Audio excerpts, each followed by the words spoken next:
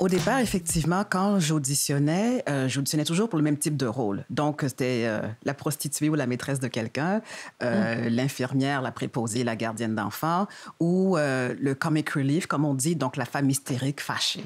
Puis, quand j'ai posé la question à d'autres actrices noires, si elles vivaient la même chose que moi, elles disaient « Ah ben oui, t'as raison, c'est souvent ça. » Fait que je me suis mis à faire des recherches là-dessus parce que j'adore faire des recherches. Puis plus je lisais, plus je remontais dans le temps jusqu'à réaliser que ces stéréotypes-là, non seulement avaient des noms, mais avaient été inventés il y a des siècles et ont parcouru l'histoire pour se retrouver aujourd'hui, entre autres au cinéma, à la télévision et dans les vidéoclips.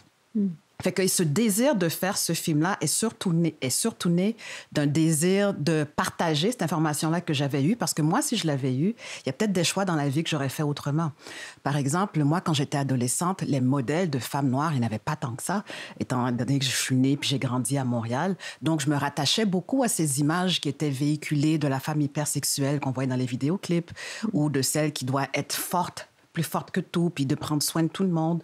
Fait que et puis, c'est cette manière aussi de nous voir comme déshumanisés, de nous voir juste comme tu viens de le dire, au ras de la société. Donc, je voulais pouvoir humaniser des femmes comme ma mère, ma grand-mère, mes sœurs et tout ça.